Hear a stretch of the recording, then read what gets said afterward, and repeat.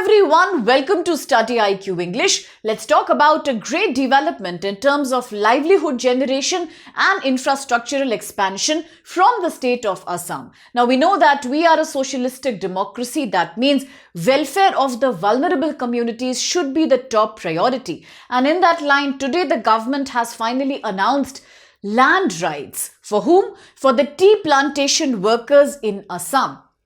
But apart from that, the government is also releasing many more funds under PM Kisan. PM Kisan Yojana for the farmers in Assam. Apart from that, the government is also initiating many infrastructural projects. The idea is to improve livelihood, to improve connectivity and development, not just in Assam but the entire northeastern region, which is amazingly rich in resources, but yet there is a need for further industrial opportunities, and therefore now the government is taking this massive step. Now the major highlight here is providing ownership rights to about 3.54 lakh tea garden families, and all this will start from March 2026 onwards. Now let's remember that land ownership is a key criteria for providing economic empowerment, even when we talk about the women who in India are a part of the labor force, and still they are almost always vulnerable, victims of feminization of poverty. That's because majority of Indian women who are in the labor force are actually engaged in agricultural labor, and because of that these are merely workers. They do not have land ownership in their name, and that's the reason why they are not able to access to the government welfare scheme. They are not able to take any loans for any kind of better investment in their crops or mechanization, which contributes to their deprivation. So today, talking about Assam, it is a great initiative as the Indian Prime Minister has finally distributed land ownership documents. These are known as land deeds to about 28,000 tea garden workers from the state of Assam. Now, if you remember, just about 2 days before, we were looking at a direct benefit transfer scheme.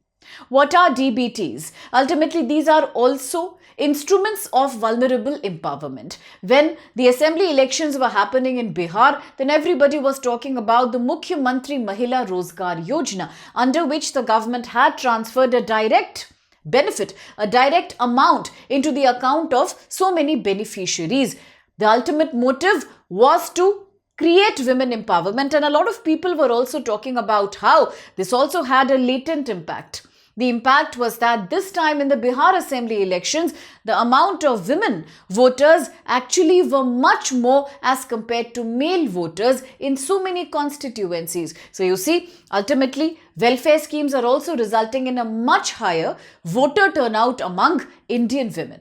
All right. Now, having said that, from the state of Assam, we have seen another similar scheme known as Arunodoi scheme. It has been in the news in the last few days as the central government says we are transferring direct cash amount in the account of women of Assam. So this is the Arunodoi scheme that was making news, again a DBT scheme. So the state government and the central government were just talking about how these could be the means of bringing about women, especially rural women empowerment here in Assam. And today the transferring of land right is an initiative in quite similar direction. The idea is to promote tea garden and farmer agriculture land workers empowerment. So therefore, these are the workers who have been living in labor lines. They are people who have stayed in residential area inside the very tea states where they work for a very long time. Generationally, they have been in these occupations, but so far they have not had any ownership to land.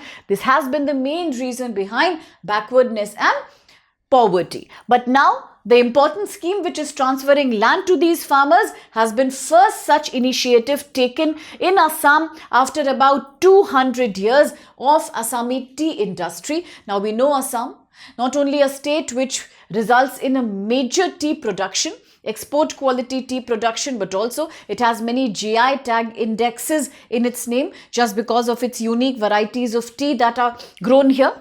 So it's for the first time that we are doing this kind of a land transfer After about say 400 years, it was a much pending initiative, and now giving land right to these tea workers will mean they will have a legal ownership of their houses and the land.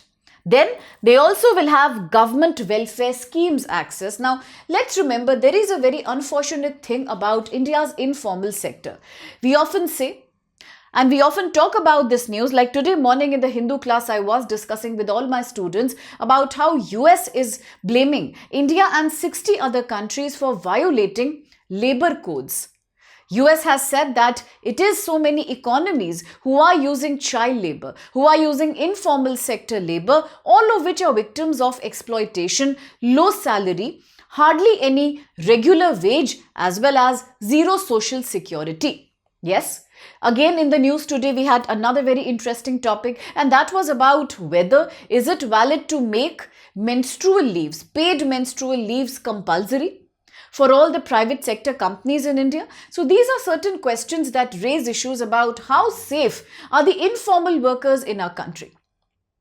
Interestingly, it is today in the Hindu paper that we have also spoken about the Structural Adjustment Program. Now, India started with LPG, liberalization, privatization, globalization from 1991 onwards, but in reality, we know it is called as SAP. It is a program under which the government reduces spending on social welfare by following a strict fiscal discipline, because the government is now taking loans from Bretton Woods bodies like WTO, like IMF, the World Bank. Now what happens in this situation? The problem is labor welfare gets compromised, and although India is a founding member of International Labour Organization and we have signed up for 6 conventions out of the total 8 conventions of ILO, till date the labour codes on occupation safety, floor wage and social security for informal workers are barely followed, and therefore all these workers, whether these are agriculture workers, tea plantation workers, they happen to be in the category of ghost employees. Vulnerable unemployment is what victimizes them.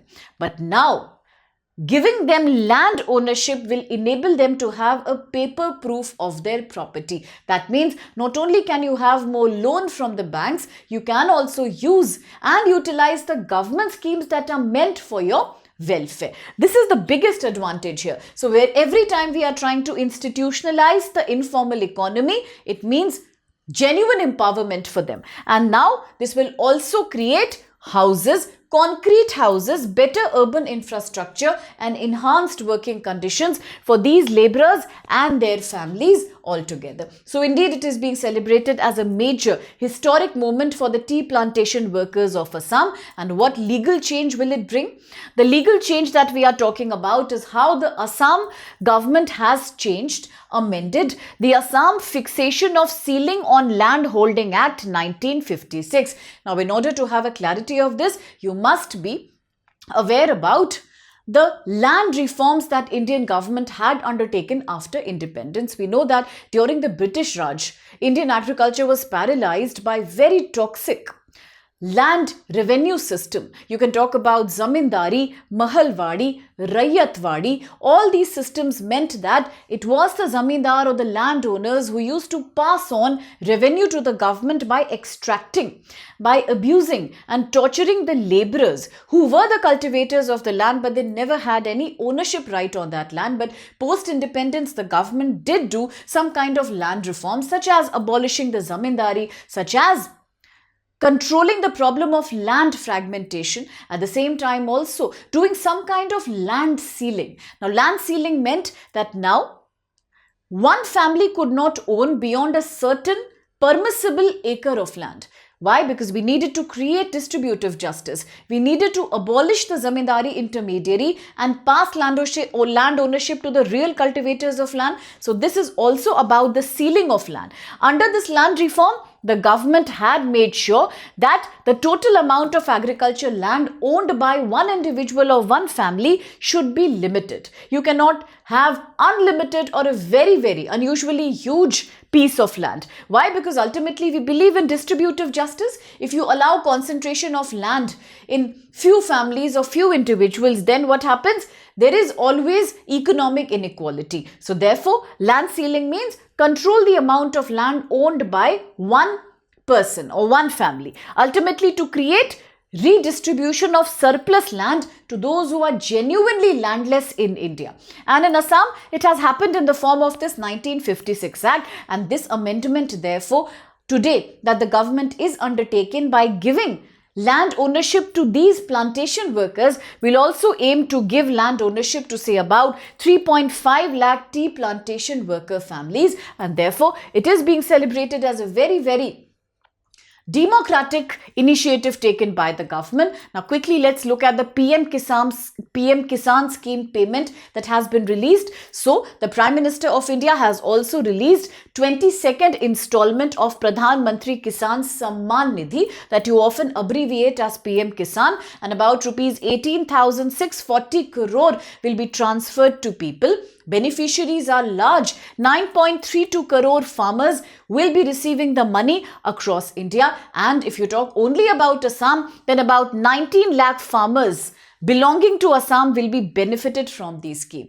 The scheme will provide them 6,000 rupees per year in 3 installments directly to their bank accounts. Now, this is the concept of DBT, direct benefit transfer. We just looked at 2 examples, Urundoi scheme in Assam and in Bihar, the Mukhyamantri Mahila Rozgar Yojana. So either it is skill transfer or it is some kind of loan, or you can give people DBT. Now, this is the most easy form of social welfare because now you are providing people direct access to liquidity, which they can use for their own empowerment. And the government is also saying that we are finally fulfilling all the promises that we had made under the Bodo Peace Accord. Now, the debate goes back to 2020, when after generations, after decades of insurgency, finally there was a peace with the Bodo group and they agreed to surrender the arms instead of empowerment. And today the government celebrates this initiative as a part of respecting this commitment.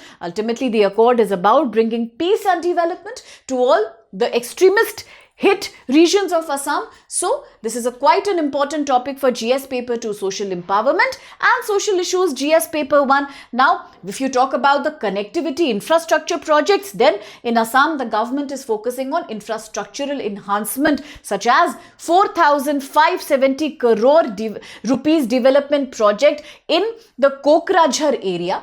And the projects will include railway maintenance workshop, elevated port corridor, waterway. Apart from that, 3 new trains to improve in general the connectivity in the northeast India. Ultimately, if you cover spatial differences, if you are able to overcome geographical hurdles and create infrastructure, then development always follow the same route. So with that hope, let's quickly have a look at this question.